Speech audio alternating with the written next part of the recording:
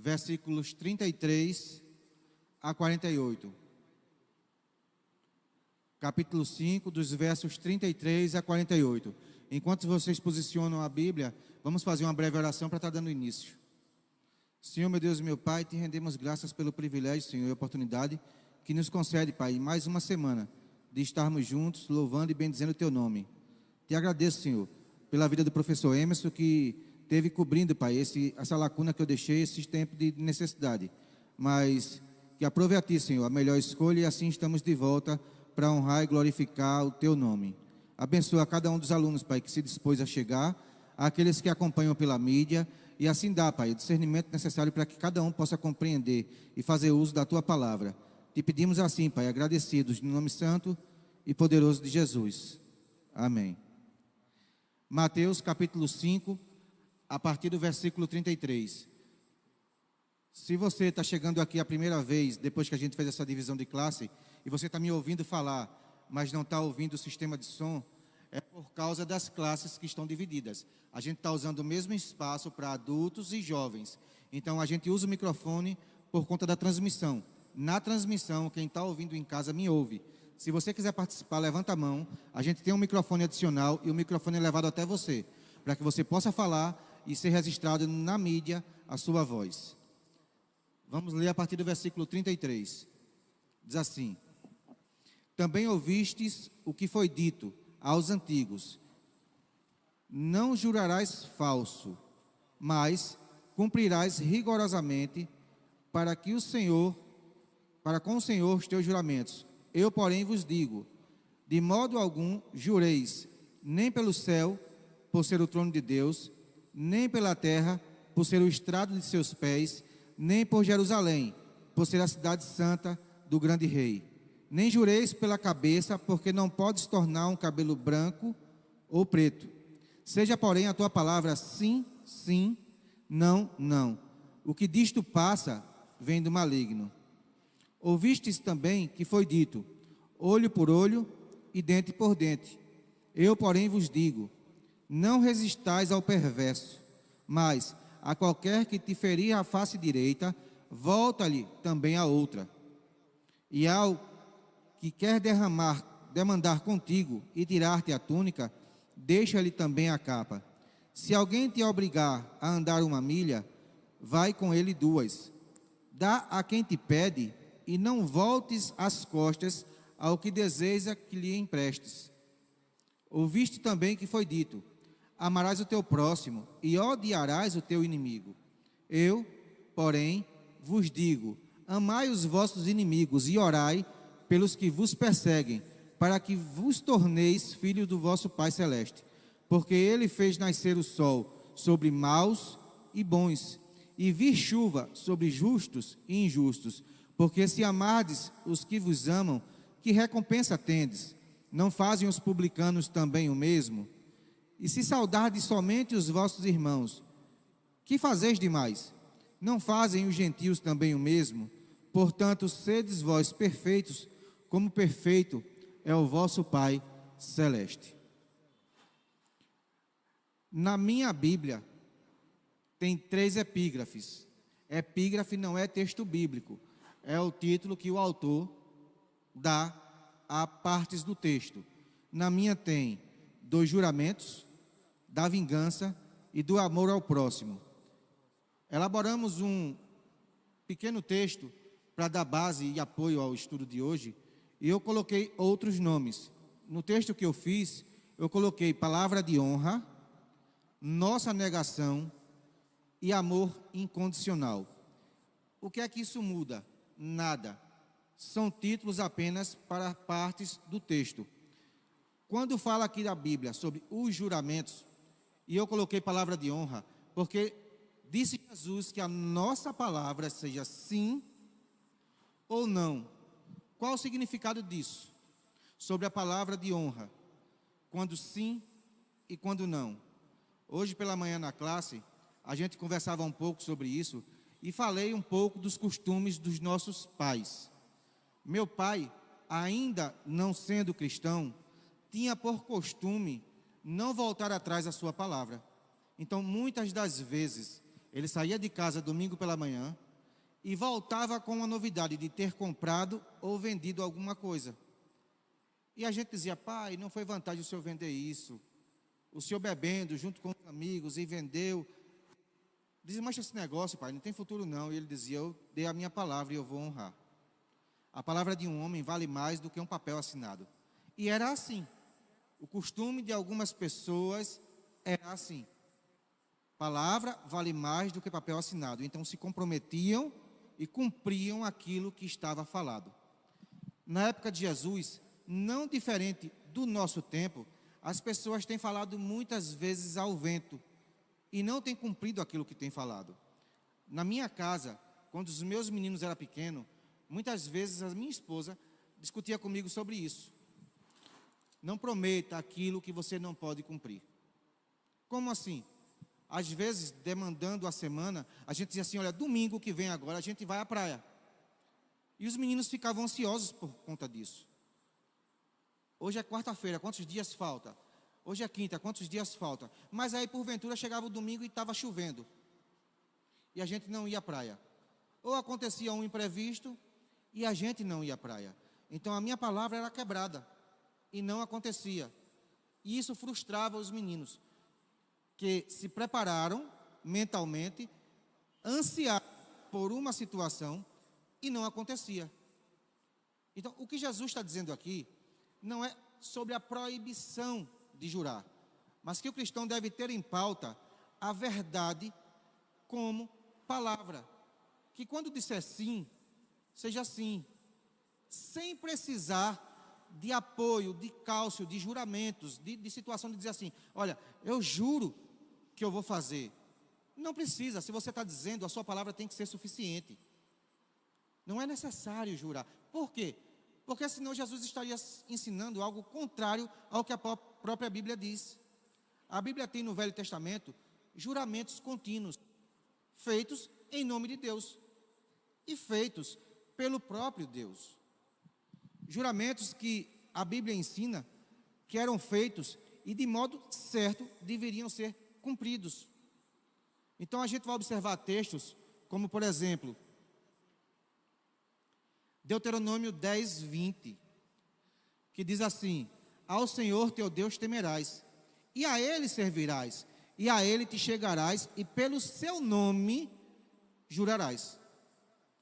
Com o passar dos anos, os doutores da lei acharam por bem não fazer juramentos que contivessem o nome de Deus.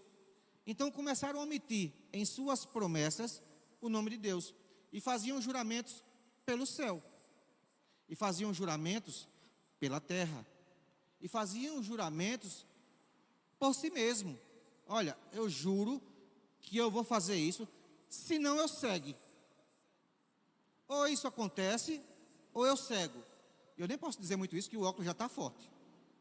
Então assim, eram juramentos que o povo fazia de modo costumeiro e não cumpria. Por quê? Porque não colocaram o nome de Deus.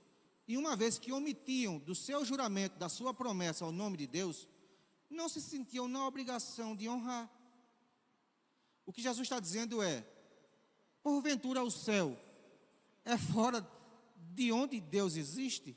A terra, o templo, a sua vida. Você pode tornar um cabelo branco em preto, embora hoje digam que sim, por conta dos cosméticos. São tintas superficiais, a raiz, a essência, a verdade do cabelo é a cor que Deus fez. E o que Deus está dizendo, através das palavras de Jesus, é que isso era um meio pelo qual o grupo de doutores da lei tinha para sustentar a vantagem própria. Então, uma vez que eles eram desobrigados a cumprir, eles estavam propagando o engano, a mentira, o engodo, a falsa promessa. Parece que os políticos do Brasil aprenderam bem como isso funciona.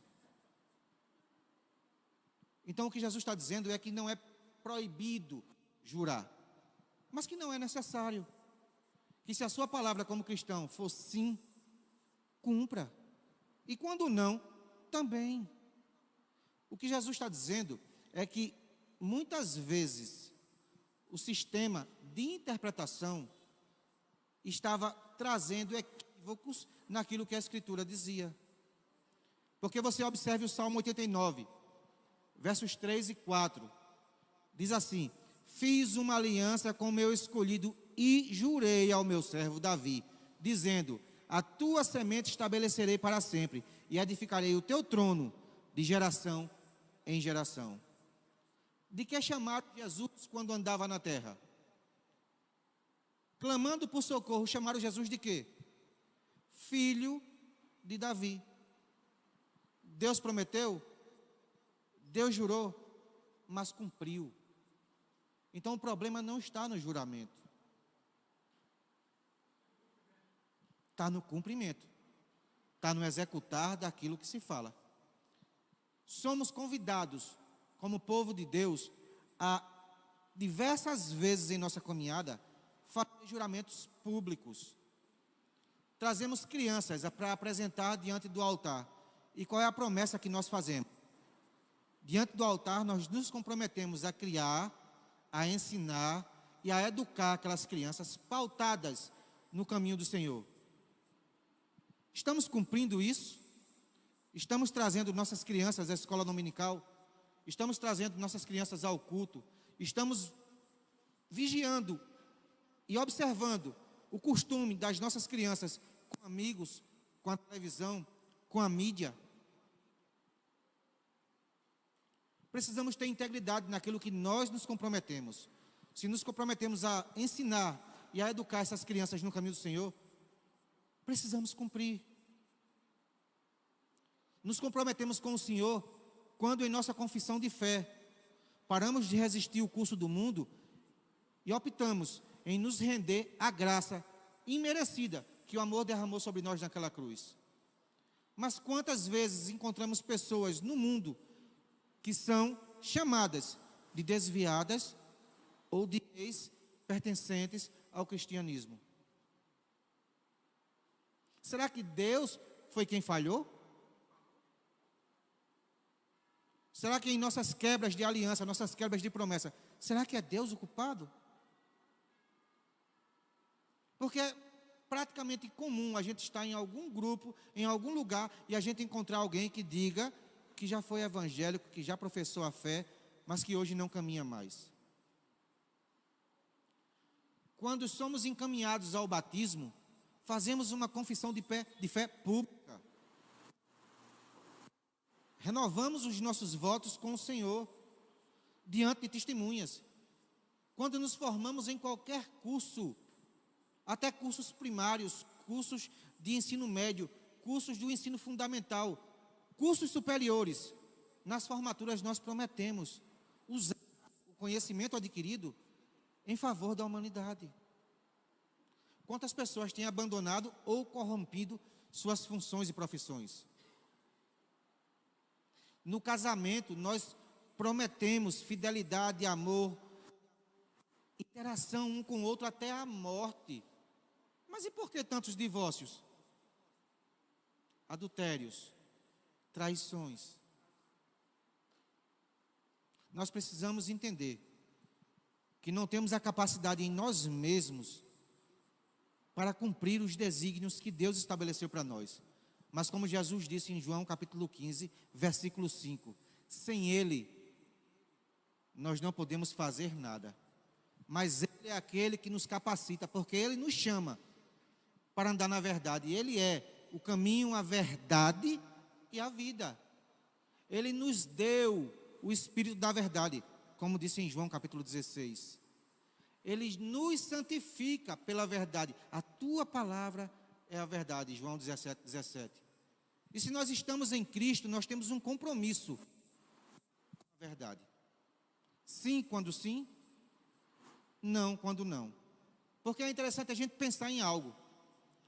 O broto do Evangelho, o surgimento do Evangelho, lá no Gênesis, Deus falando a Adão: colocarei inimizade entre tu e a serpente. Será que Deus está colocando essa inimizade entre eu e o autor da mentira de modo falho?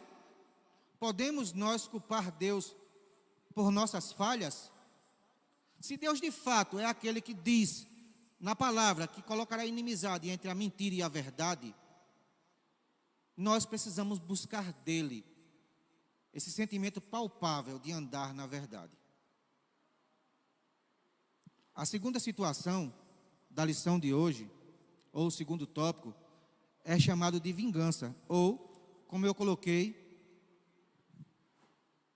nossa negação. Por que nossa negação? Porque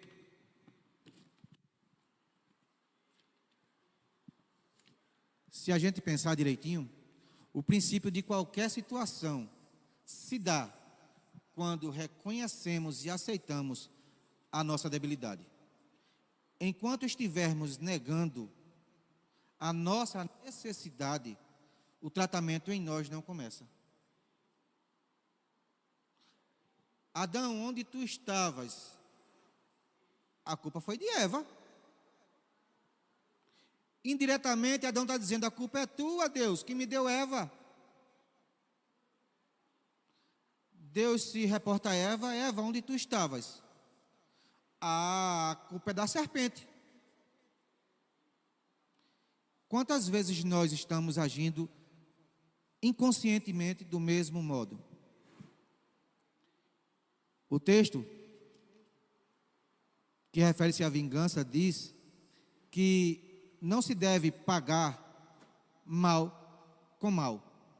Mas a Bíblia traz textos também que mostram a retribuição de modo igual, olho por olho e dente por dente. Por 3 vezes, pelo menos, principais, o Pentateuco, a Torá, cita essas passagens.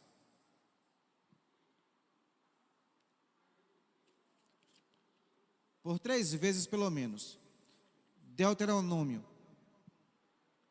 19, de 14 ao 21. Levítico 24, de 10 ao 23.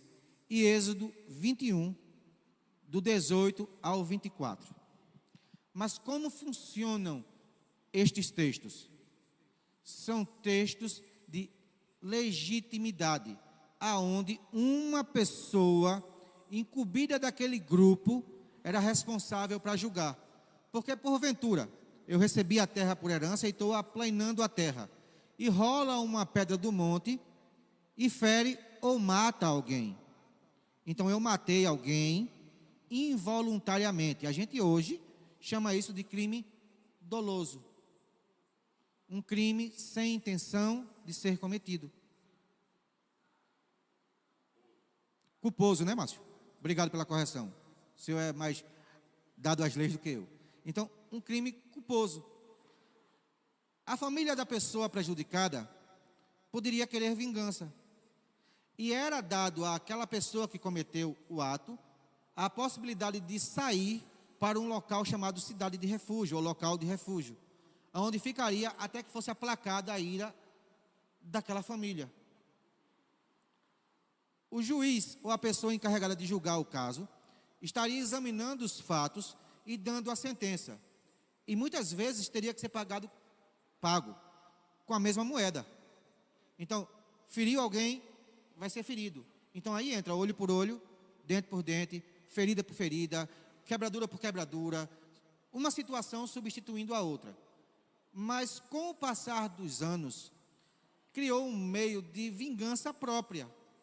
Então alguém me feria e eu me achava no direito, baseado na lei, de tomar as dores contra aquele grupo familiar. E começou a incitar situações diversas. Então, com o passar dos anos, um povo se dividiu em 2. Reino Sul, Reino Norte. E na prática, os próprios judeus tinham esse costume de amar o seu próximo, judeu, e odiar o seu inimigo, até israelita, por se tratar de um povo que não era judeu mais. Então, os samaritanos e os judeus, é comum a gente ver nas passagens do Novo Testamento, conflito e intriga entre povos que descendiam de Abraão. Então, uma vez que eu devia amar o meu próximo igual, e odiar o outro povo, o que eu estava fazendo diferente de tantos grupos que existem hoje, como muçulmanos e tantos outros? Jesus está dizendo não. Você quando for ferido, você quando for machucado, ofereça o outro lado. Ou seja, não pague o mal com o mal. A Bíblia vai dizer em um texto muito singelo: minha é a vingança. O Senhor toma conta de você. Você é propriedade exclusiva de Deus. E o que Deus quer de você não é que você seja passado ao ponto de ser chamado de bobo. Apanhou no rosto e vai virar outra face. Não é isso a ideia do texto. A ideia do texto é: não retribua segundo a mesma proporção de agressão. Se você achou ruim, como é que vai fazer a mesma coisa? Minha mãe tinha um ditado muito simples que ela dizia assim: muitas vezes nós perdemos o nosso direito. Estamos certos, temos a razão, mas por precipitação damos o direito ao outro. Um erro não é justificativa para outro erro. Uma falta de acerto conosco não significa que temos que agir também sem razão em retribuição. Jesus está dizendo: olha, se o perverso, se o maligno, se alguém com índole má te ferir a face, oferece a outra. Mostra a ele que você é diferente. Dá a ele a oportunidade de pensar que você não reagiu, e talvez assim ele não te agrida mais. Ele continua o texto dizendo: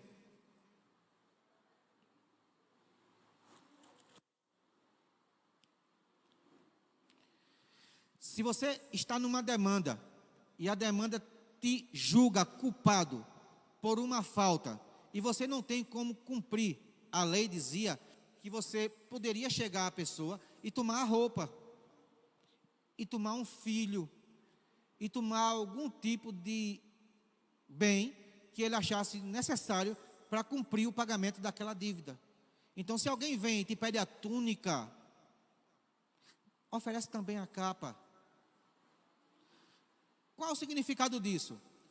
É um reconhecimento público de que você está em falta e que se arrepende pelo ato, a ponto de oferecer um benefício maior. Eu sou julgado e culpado por dever e não poder honrar. E a pessoa vem me cobrar. Eu digo: eu reconheço, irmão. Eu reconheço que devo, mas eu não tenho condições. Posso fazer algo em troca? Posso te compensar de alguma maneira? É não dar a mesma situação em retribuição. Ah, eu estou devendo, mas eu não posso pagar, e você se vire. Não. Jesus está dizendo: vocês são meus, mostrem ao mundo a diferença. Pode falar, pastor. Wilson, o microfone.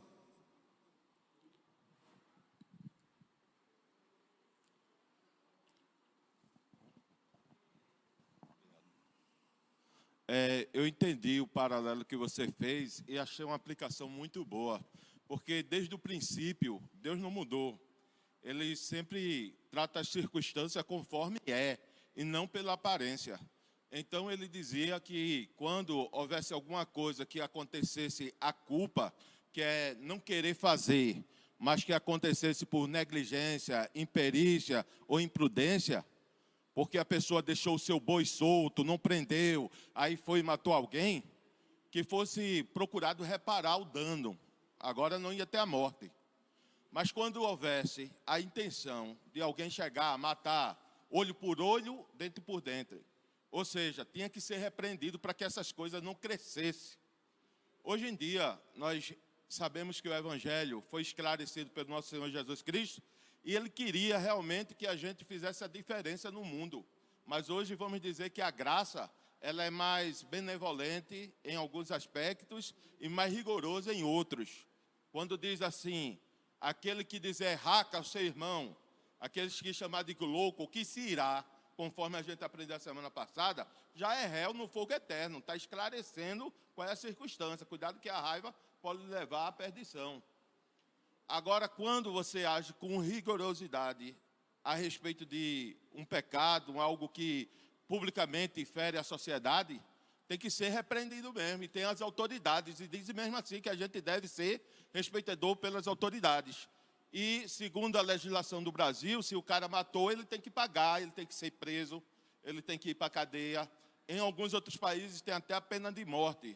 Isso estou colocando aqui só o que... E vamos dizer que tem uma certa aprovação, que se tome a medida para repreender aquilo que não aconteça mais. Eu gostei, como eu disse, do paralelo que você fez, Sérgio, porque o princípio de Deus é que a gente esteja olhando para Ele, que Ele tem a orientação perfeita, e a gente seguindo a Ele, a gente não erra. Agora que a gente tem que tomar as providências e repreender o pecado, o mal, sem dúvidas. Agora nós somos agente de Deus e sabemos que muitas coisas acontecem porque a pessoa se deixa levar, sem querer, se mete em algumas coisas, né? Tem um ditado popular que diz: quem se junta com porco, farelo come. Eu já livrei muitas pessoas assim, que estavam envolvidas na hora com alguém, mas não era a pessoa que estava criando um dano. Então, naquele momento, a gente tem que separar as coisas e tem que ver a culpa de cada um. Mas o que acontece, acontece. E cada um deve ter a responsabilidade diante da sociedade. Foi muito bom que você colocou, porque demonstra o princípio do nosso Deus. Obrigado. A pontuação, Márcio, é interessante e precisamos entender que, embora nós vivamos em uma sociedade com legislação, com justiça e com ordem, existem impropérios. Existem, muitas vezes, à vista dos outros, a cegueira da justiça. E a justiça, muitas vezes, não é cumprida. O princípio que Cristo quer estabelecer aqui é que nós não podemos tratar o próximo, a outra pessoa, pela nossa razão no direito. Nós devemos abrir mão, muitas vezes, do nosso direito, para mostrar a essência do cristianismo, do próprio Cristo, em favor da humanidade. Porque se a gente for pautar no direito, a gente pode entender a seguinte situação. Romanos, capítulo 3, versículo 23. Todos, sem exceção, pecaram e estão destituídos da glória de Deus.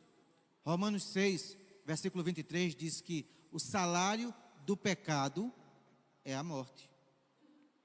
Mas o dom gratuito da vida, Jesus Cristo, veio a esse mundo. E qual o sentido disso? Filipenses 2, a partir do versículo 5, diz: olha, tenhamos nós o mesmo sentimento que houve em Cristo Jesus. Qual? Que não tomou para si a exclusividade de ser Deus, porque Ele podia condenar o mundo ao pecado que cometemos. Mas não julgou, essencial, estar na terra como Deus, e abriu mão disso, sendo feito semelhança de homem. E como homem, servo, levado à morte de cruz, simplesmente por amor ao inimigo. Qual inimigo? Eu e você. Éramos inimigos de Deus. A Bíblia diz, 2 Coríntios capítulo 5, Paulo escreve e diz assim, olha, Ele, sem pecado, se fez pecado por nós, para que nele nós fôssemos feitos justiça de Deus. Então, o que Jesus fez é suficiente para nos mostrar que nós precisamos amar, não mostrando ao outro o nosso direito, mas abrindo mão, como Ele abriu, do direito dele, para que o outro possa ter a oportunidade de ser salvo, porque a nós foi confiado o ministério da reconciliação. Ele nos reconciliou com Deus, para que a nós fosse entregue o ministério da reconciliação. Então, quando Ele diz assim, olha, dá outra face, olha, dá mais a capa, não dá só a túnica, olha, não negue se alguém te pede, faz isso. Por quê? Porque desse modo as pessoas vão ver que você, nesse mundo caído, está fazendo a diferença.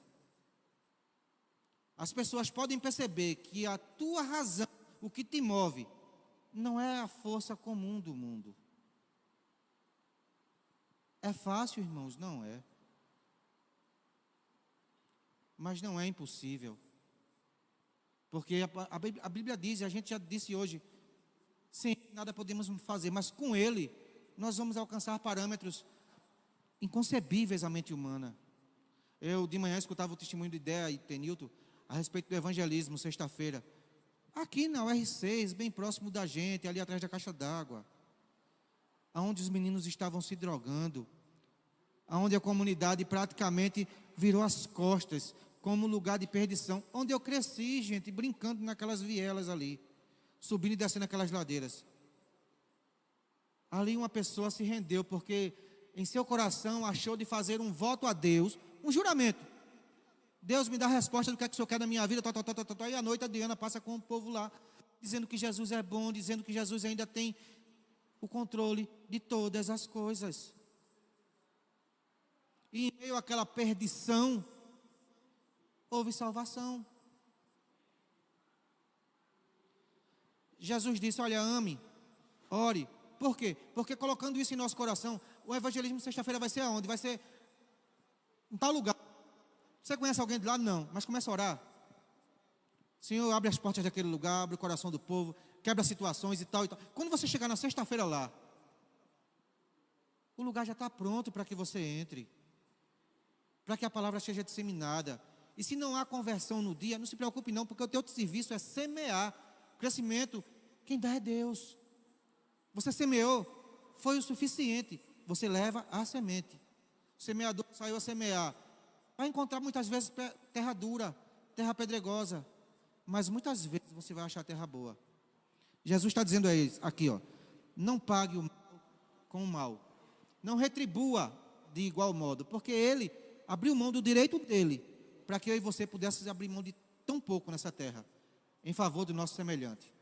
Lembra do Evangelho de João? Eu vim para os meus, mas os meus me rejeitaram.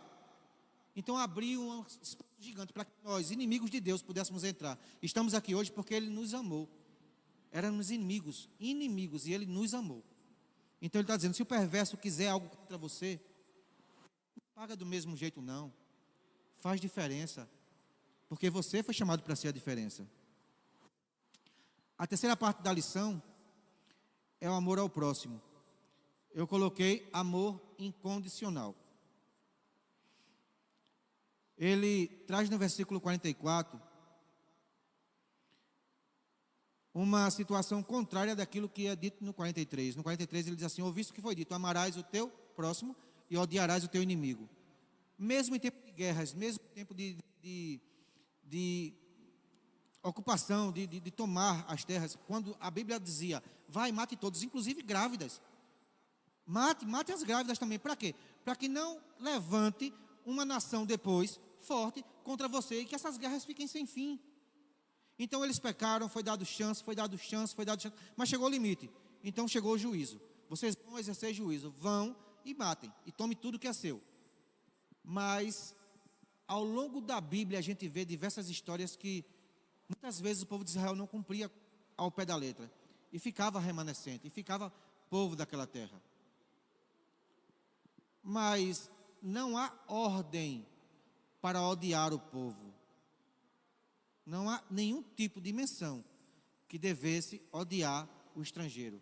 Se você olhar no próprio Decálogo, em Êxodo capítulo 20, do versículo 8 ao 11, quando fala do mandamento do sábado, ele vai dizer assim, ó, ao estrangeiro que está dentro da tua porta, não oprime, não faz trabalhar, não sacrifica ele. Ao jumento, ao animal, poupa ele. Então, Deus ele se estende não só àquele povo, mas transcende aquele cercado. Ele alcança os outros. Essa questão aqui de amar o teu e odiar o outro foi um costume criado ao longo dos anos por tantas situações de guerra, de conflito entre o próprio povo de Deus, entre Israel e Judá. Deveríamos amar só os crentes e odiar os que estão perdidos? Jesus está dizendo não. Vocês não devem fazer isso. Porque se vocês observarem, eu até precipitei o texto de Filipenses. Ele nos amou quando éramos inimigos dele. Para que vos torneis filhos do vosso Pai Celeste. Parece algo condicional. Você tem que amar, você tem que orar, você tem que cuidar do inimigo para que você se torne filho. A nova versão transformadora, ela traz uma ideia diferente. Para que vocês se portem como filhos. Nós não somos condicionados a algo para que Ele nos ame. Ele já nos amou, já foi entregue na cruz, já ressuscitou. Nós não precisamos fazer algo como se o mérito fosse nosso. Nós precisamos apenas entender e botar em prática aquilo que Ele mesmo já fez. E Ele mesmo quer de nós. Nós entendemos aquilo de que se nós só amarmos ou só saudarmos o povo que é igual a nós, o que nós estaremos fazendo nesse mundo? A palavra de Deus diz que a Ele, a Jesus Cristo, foi dada a oportunidade de nos reconciliar com Deus e tornou nós, o povo dele, tendo a incumbência para nós de reconciliar o mundo com Ele. Irmãos, é difícil, é muito difícil, mas eu digo a você, é possível. Esses dias, a gente estudando o Sermão da Montanha, a semana passada e essa, a gente viu 6 citações que Deus fez através de Jesus Cristo, dizendo assim, olha, foi dito assim, porém eu vos digo. Foi dito assim, porém eu vos digo. A gente tem um exemplo fora desse texto, em João capítulo 8, quando uma mulher pega em flagrante, em um ato de adultério, e é colocada diante de Jesus. Senhor, a lei mandou que a tal crime fosse punido de morte. Nós deveríamos apedrejar. Tu, porém, o que dizes? Ou seja, tu disseste tanto lá no monte. Foi dito isso, eu, porém, digo isso. Tu disse isso, porém, digo isso. O que é que tu diz diante de uma situação dessa que a gente pegou em adultério? A lei manda, é clara, mate. E Jesus não disse não mate. E Jesus não disse não julgue. Jesus olhou para aqueles homens, talvez com misericórdia, e disse assim, quem de vocês está limpo de coração, de alma, de mão, sem pecado, a ponto de exercer? Ele estava capacitado, ele não tinha pecado, ele podia jogar a primeira pedra. Ele podia ter feito isso. Ele não disse que a lei estava errada, ele não disse que eles estavam errados, ele não disse nada disso. Ele só disse o seguinte, quem de vocês estiver pronto, limpo, sem pecado, lance a primeira pedra. Qual de nós pode dizer diante de uma situação como essa, eu, porém, vos digo, que consegue dar outra face? Qual de nós, de coração limpo, abre as portas da sua casa para o inimigo e diz, entre, sirva-se, tome conta? Qual de nós abre mão do nosso direito? Qual de nós está pronto já para cumprir a cabo todas essas explicações que Cristo dá? Talvez como aqueles homens em João capítulo 8, a gente fosse saindo de um por um. Porque não somos capazes em nós mesmos. E não seremos nunca, nem sequer capazes de dizer sim quando sim e não quando não. Porque muitas vezes temos falhado. Pensa, você diz assim, olha, eu pego no meu serviço de 8 horas da manhã, um exemplo. E você tem que sair de casa de 6 horas por conta dos engarrafamentos. Mas aí acontece de no dia de você sair de casa, ter um protesto, como a gente tem visto muitas vezes, o povo tocando fogo na rua e não passa nada. Então você está no meio do caminho para chegar de 8 e você chega de 10. Você faltou com a sua palavra. Ou seja, está na sua mão controlar o trânsito? Não está. Não está na sua mão, fugiu do seu controle. Tem coisas que acontecem que não cabe a nós o sim e o não. Mas precisamos pedir a cada dia mais a graça, o favor de Deus, a presença constante do Espírito Santo, para nos fortalecer e assim podermos cumprir o que a palavra pede. Porque 2 citações que o texto de Mateus 5 fala, que são muito fortes. A primeira, no capítulo 5, no início, antes desses textos usados semana passada e essa, o Senhor Jesus diz assim, se a vossa justiça, a vossa justiça não exceder, passar da justiça dos fariseus, de modo nenhum entraremos no reino dos céus. Não é ser justo igual a eles, é conseguir ultrapassar. Será que conseguimos isso em nós mesmos? E ele finaliza o texto do capítulo 5 dizendo, portanto, vós sede perfeitos, como é perfeito o vosso Pai. Aí complicou. Ele cobra da gente a perfeição igual a de Cristo? Do próprio Deus? Desanimem não, Jesus deixou escrito nos evangelhos que se crêssemos no seu nome, faríamos coisas maiores do que ele.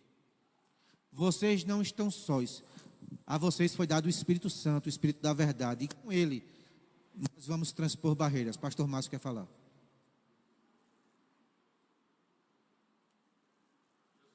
Jesus se despiu de toda a sua glória para nos dar o exemplo, né? Ele tinha todo o poder no céu e na terra, ele poderia fazer o que quisesse. Aí ele foi um pouco além daquilo que... Um pouco além. Todo cristão é convidado a ir um pouco além. É aquilo que foi dito: se teu inimigo quiser correr contigo 1000 quilômetros, corre com ele 2000, né? Isso daí faz toda a diferença. Eu já tive uma situação que esse versículo veio assim na minha mente, ó. Estava com muita raiva, isso faz quase 30 anos. Quase, viu? Aí, um chefe que eu tinha, ele estava equivocado, ele tratava todo mundo mal. Aí eu não queria deixar por menos desse tamanho, né? Aí eu tinha dito aos meninos assim: eu vou dar um murro na cara desse caba, se ele entrar aqui de novo. Só que isso aí era um homem antigo, né? Aí eu fui para a igreja, e na igreja o poder de Deus veio e me disse: não é assim que tu deve agir, deve ser agir diferente. Uma pessoa que eu não sei nem de onde veio, trouxe um livro e me emprestou. Quer ler? Leia. E estava lá escrito um fato parecido com a minha vida, né? Naquele momento. Uma pessoa sendo perseguida, um cristão sendo perseguido pelo seu chefe, e ele tinha que orar por ele, que era o que Jesus ensinava. E ali eu peguei aquilo dali e fiz igual o que ele fez. Deus, por mim, tu sabes que eu queria agir de outro jeito, mas se é tua vontade, eu estou orando por ele, abençoa a vida dele, faz dele que ele se transforme. E quanto a mim, eu tive que mudar lá. Eu peguei e ele pediu para fazer uma coisa, eu fiz 2 vezes mais do que ele pediu. Aí ele começou a escrever 100%, serviço exemplar. Botava lá que eu fazia um relatório diariamente, quando estava no serviço. Aí os colegas chegaram para mim e disseram: mas rapaz, tu disse que ia dar um murro no cara, o cara mudou para tu é o melhorzinho agora, né? E eu, glória a Deus, aí eu testifiquei. Não foi nada disso, foi porque Deus me transformou, coisa e tal, e eu agi conforme a vontade de Deus. E aí faz parte da transformação.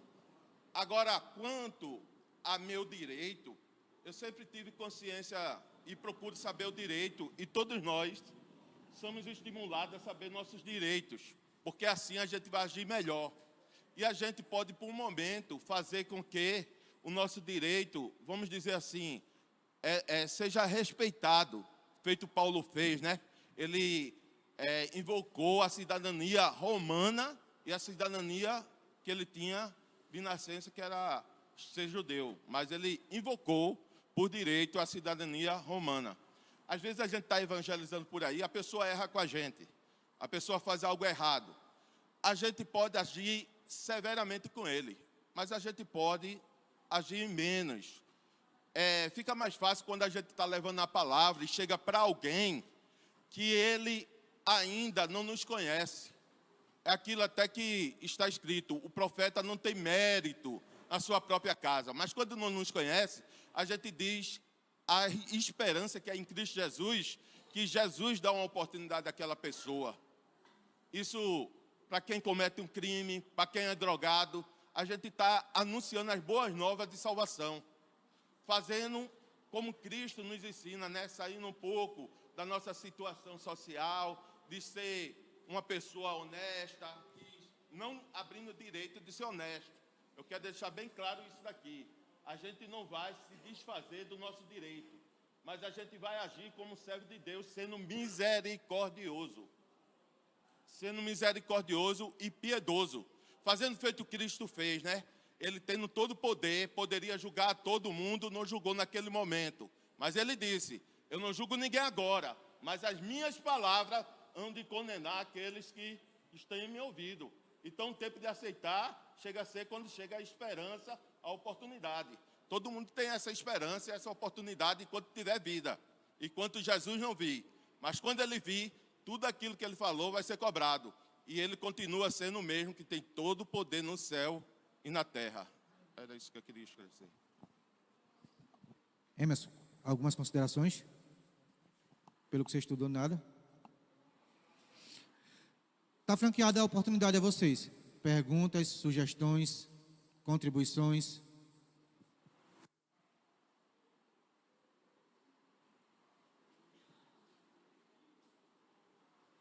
Nada? Então vamos concluir. A lição de hoje, ela nos traz uma oportunidade de entender um pouquinho daquilo que Jesus traz para a gente como essência. A gente deve ponderar em nossas vidas, individualmente, cada um, sobre aquilo que nós estamos fazendo com aquilo que nos foi confiado. Esse é o evangelho de transformação. A vida da gente é como um sopro. Pedro disse que é como um vapor, que inicia e logo termina. A gente teve há pouco tempo uma aula que Emerson mostrou, um cordãozinho com um pedaço bem grande, pintado. Aquilo se resume à vida da gente. E todo o restante é um pedaço bem grande, pequenininho, que é a vida da gente. E todo o restante é a eternidade que nos espera. Se Deus disse que colocaria inimizade em nosso ser com aquilo que é mal, se ainda não está como convém, nós precisamos refletir e buscar dele a força necessária para que isso em nós possa crescer a ponto de não ser contido apenas em nós e ser levado a outros. Se a minha vida ainda é pautada do jeito que eu posso, do jeito que eu quero, do jeito que eu gosto de fazer, Cristo ainda não está dirigindo a minha vida. Como está você diante dessas palavras que a gente leu hoje? A sua palavra tem sido sim quando sim, você tem cumprido os votos que você fez, você tem cuidado dos seus filhos para que cresçam no caminho do Senhor, você tem honrado o voto de fé que você fez ao aceitar Jesus, ao ser batizado, você tem honrado os votos que fez matrimoniais, com as suas formaturas. Como tem sido a nossa vida com as adversidades? Quando alguém, em alguma instância ou circunstância, invade aquilo que julgamos ser o nosso direito, temos retribuído a ele do mesmo modo? Temos sido compassivos, pensando no exemplo de Cristo e tentando agir segundo os preceitos que ele nos ensina? Márcio falava de andar 1 milha, 2 milhas, eu até omiti isso aqui. Roma, apesar de ser o império da época de Cristo, ela respeitava a religião judaica. Os judeus não eram chamados para servir no exército de Roma, porque em suas legiões, se houvesse uma demanda de guerra, de conquista, e fosse no dia de sábado, eles não podiam ir, por conta da religião. Então os jovens romanos não eram chamados ao exército de Roma, mas os jovens judeus não eram chamados ao exército de Roma, mas eles eram usurpados das suas casas quando eram necessários. Então chegava um oficial de Roma que veio de outra província e precisava ir na casa de um centurião, de alguém, fazer um mandado, levar uma coisa. Ele dizia: você, vamos comigo, pega as bagagens. Tinha carro não, era nas costas, era no lombo, era no braço. E muitas vezes para percorrer distâncias grandes. Jesus está dizendo: não se neguem, vão e se disponham a ir além. Entregou o que devia entregar, levou ele ao local que ele queria ir. Pergunta a ele: posso fazer mais alguma coisa? A última parte do texto fala dos publicanos, no versículo 46. Quem escreveu esse texto era um publicano. Zaqueu era um publicano. E muitas vezes a gente lê e não tem a consciência do que é um publicano. Um publicano era um judeu traidor. Roma explorava o povo através dos impostos. E esses impostos que os judeus pagavam aos romanos, uma vez cobrado pelos romanos, ele não saberia cobrar porque não conhecia as pessoas. Então imagine que era alguém do meio deles, que era tirado por um desejo de enriquecer, para que entregasse, fulano tem 10 vacas, mas Beltrano tem 200, o imposto dele tem que ser maior. Ciclano tem uma juntazinha de boi, mas fulano tem um negócio de curto e couro. Então ele sabia quem era quem dos seus irmãos. E de modo voluntário, ele se juntava a Roma para usurpar os seus irmãos. Então quando Jesus diz aqui no versículo 46, porque se amardes os que vos amam, que recompensa tendes? Não fazem assim também os traidores? Os publicanos? Precisamos aumentar esse amor para que a gente possa sobrepor a justiça dos fariseus, publicanos. Precisamos amar, muitas vezes, quem não nos ama. Guarda isso no teu coração. Se você ainda não está de acordo com isso que Jesus quer, pede a Ele ajuda.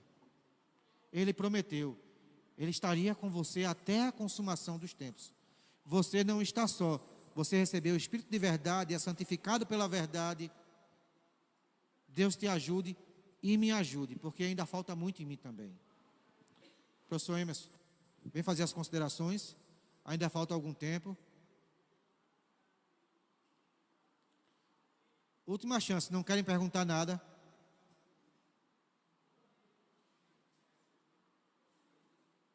Amém. Emerson.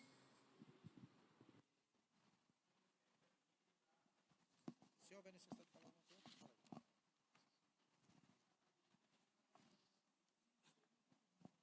Pai, Senhor, meus irmãos,